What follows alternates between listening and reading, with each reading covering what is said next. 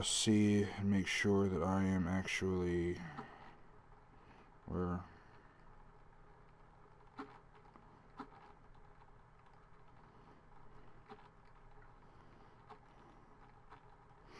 I guess I'm not on Twitch anyway, so it doesn't matter.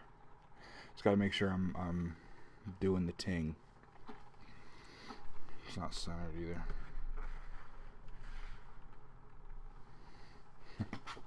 That's better. I really don't like this camera, but what are you gonna do? I'll probably just tilt it down slightly as well, just to make things a bit more official.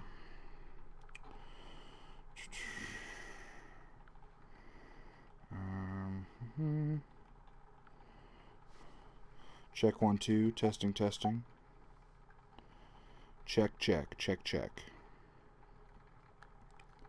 bit more official. Okay, I'm good. So no more wasting time. I'm sure I'm not going to edit this because my computer sucks, but what are you gonna do? Alright. Okay, hello everybody. My name is United Troy. Actually, it's just Troy. I added the United bit. How y'all doing? I have some thoughts and opinions to share with you today because today it has been made official that Manchester United have sacked Louis van Gaal, the Dutch manager for the last 2 seasons, and after a good long while, plenty of speculation about him losing the job, many people discussing whether he should keep the job or go, whether he should, find an answer to his qualms, all that stuff. It is no longer his concern because he is no longer the manager of Manchester United. Now, I have not been a fan of Louis van Gaal for quite some time. Excuse me. Tasty. I've not been a fan of Louis van Gaal's for quite some time. It became very apparent this season in particular that he was not the man for Manchester United, in my opinion, and now in the club's opinion. And there are some reasons for that. One, he did not have the best football style. His philosophy has been so, widely, reported upon, and it just didn't work. His philosophy was not the United philosophy, and his idea of possession-based football, where you pass sideways and backwards and try to do everything but go towards the goal, seemed to rub people the wrong way, myself included. I didn't really see any real reason for him to have that kind of football style, especially when it was proven to be ineffective. Now, we have to take a step back and remember what United were like before LVG got appointed. We had just suffered a season under David Moyes. He got us to 7th in the league, out of Champions League, out of Europe, in fact, and we needed a change. Particularly, we needed to strengthen the midfield and the defense, and that's what LVG did. He definitely strengthened the defense. I believe we were the 2nd least conceding team. I'll have to verify that, of course, but you guys can do that as well. He was the second least conceding team under Louis van Gaal, at least this season. I don't know what it was last season. I could be wrong. I don't know. But basically, he was brought in to shore up the defense. We were leaking goals, and it was not good, and so we needed someone to bring in and get that defense up to a higher standard. And it is. If you talk to people now, we have a much better defense than we did when he started, when he joined the club. We have, I wouldn't say more impressive midfield, but we've definitely learned how to cope without the midfield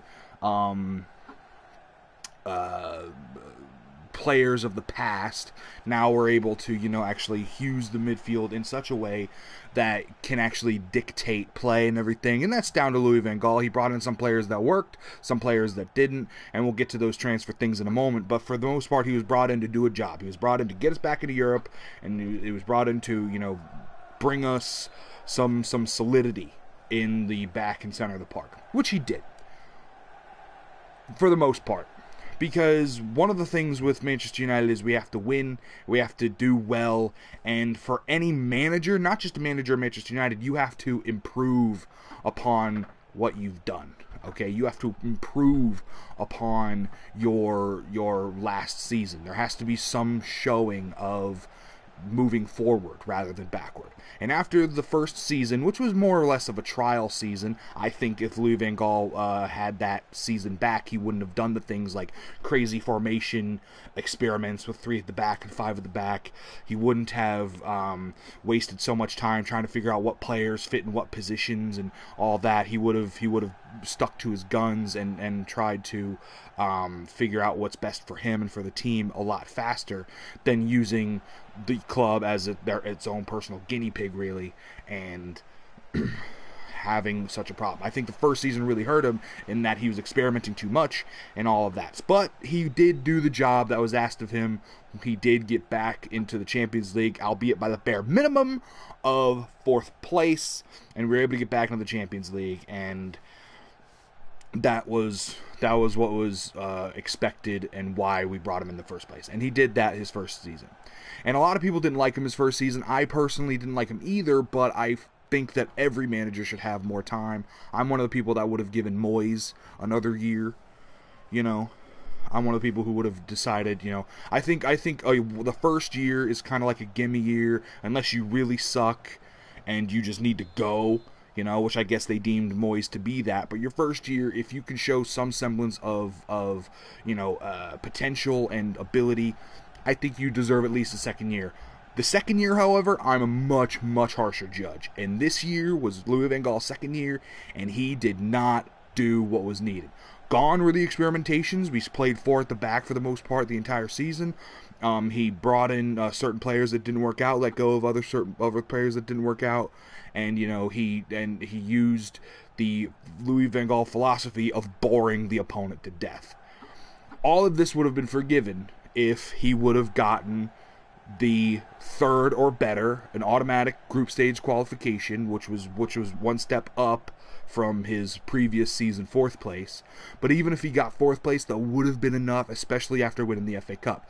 But the fact that he took United and made him one step backward, making him 5th, especially in the season that saw Leicester win the Premier League, for us to be in 5th, it really did not make any sense to hold on to the guy. He went backwards instead of forwards, and there's just no excuses, especially after spending all the money he has. But he needed to show an improvement, and he didn't show any improvement for United. We needed to be challenging for the title, at least 3rd, especially this season of all seasons when no team was actually stand out. It was Leicester, and that was it.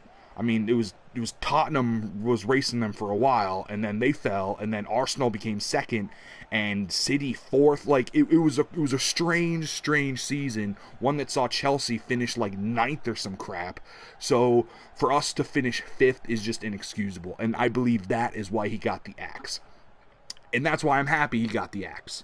I didn't want Louis Van Gaal to be the manager of Manchester United here on out. I didn't. I did not want the man to be the manager going forward, especially when you have someone like Giggs waiting in the wing, especially when you have someone like Jose Mourinho waiting to replace him. You know, when someone like him's available, you get him, even though they made that mistake once with appointing Moyes, but I digress.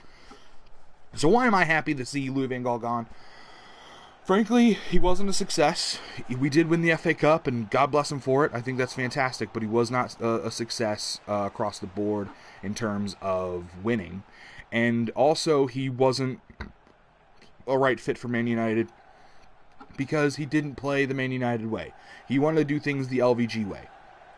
He wanted to, bore the opponent to death with his philosophy of, keep possession because possession is everything. No, it's not. Possession is not everything. That's the Pep Guardiola idea of, get possession, and when you don't have possession, you can't do anything and all that crap. Possession isn't everything, especially when you don't do anything with it. When we had that string of games where we only had 1 or even no shots on target, that is just that's as anti-Manchester United as you could possibly get. So his tactics were bullshit, to say the least. His tactics were bullshit. What else? He didn't get the job done as far as the positions and formations and everything. He wasted too much time back then, but this season in particular, he didn't really have any handle of what he needed to do, and it was clear that the players didn't really buy into it either. Oh, the players have to buy in, have to believe in my philosophy. Well, if they're not believing in your philosophy, Jack, there's a reason they're not believing in your philosophy, and it's probably because your philosophy is fucking stupid. Just saying. Louis van Gaal. I don't want to say he was the worst manager of all time, and he's so bad. I can't believe we stuck with him so long, but I'm so glad he's gone. I'm not going to say that because he was what he was. He was Louis van Gaal, and the man, he was brought in to do a job, and that was to get United back into the Champions League, which he did. He was brought in to shore up the defense, which he did. But for all the pros that he had, and even some of the pros were even fantastic. Like his utilization of youth was amazing. I don't think there would have ever been a Marcus Rashford if it weren't for Louis van Gaal. I don't think it ever would have been Anthony Martial if it weren't for Louis van Gaal. I don't think guys like Fosu Mensah or Lingard or even Pereira, even though he hasn't really gotten much of a chance lately. These young players who are coming through the academy and proving that they can do the thing, do the tingo, is actually pretty exciting. And I'm hoping the next manager, whoever it may be, it's gonna be Mourinho. Spoilers. But whoever the next manager is, I hope that he continues this trend, because that is the Man United way. Bringing in youth and having them have a showcase, a stage, a platform for which to, grow and do that. I mean, all the way back to the Busby Babes, the class of '92, Fergie's fledglings. It's always been a part of the club. So LVG bringing those players into the club, or not bringing them into the club, some players, but bringing them through to the first team and giving them their chance, that was huge, and for that I will forever be grateful. Hopefully the guy is actually able to, the next manager is able to utilize.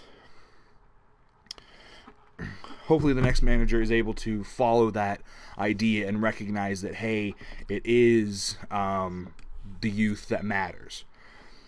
So that was good. Louis van Gaal was also pretty interesting on, as an enigma. As a guy that everything he said you had to listen to, even if you didn't believe it or agree with it or whatever. He said some crazy stuff. He acted crazy. I mean, no one is ever going to forget that time that he flopped onto the sidelines. No one's going to ever forget that. Unfortunately, there are some things that people also aren't going to forget about the man, but that just proves that he did have a persona, and he did march by the beat of his own drum.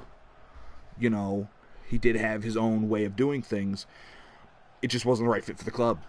It just wasn't the right fit for the club. And even though he did have some pros, even though he did some good things, the cons vastly outweighed those pros. And you just can't have a manager who is so contentious and so arrogant, and that's a good thing. I think you can describe Louis van Gaal. He was arrogant. He was unflinchingly rigid from things like the backroom stuff where he had to be the first one to sit down at the team meals, and you had to go and do the warm down after a game, coming home and stuff. Like even from that all the way to the on-field tactics and everything of possession based and all that. He just wasn't a fit for the club. So I'm personally glad that he's gone. I thank him for what he's done, bringing through the youth, winning the FA Cup. Those are big, and I wish him well. God bless, Louis. God bless. But the reign of King Louis is over, and I am so happy about that, because now it feels like we have. It's not like the next person is going to try and fill the shoes of Sir Alex, so to speak. It's not like, Sir Alex is still this huge shadow that a manager is going to have to try and overcome. That's no longer the case, because we've had Moyes, we've had Louis van Gaal. The next manager is going to be able to make his own claim onto the team, which is going to be a lot of fun. to see how that happens.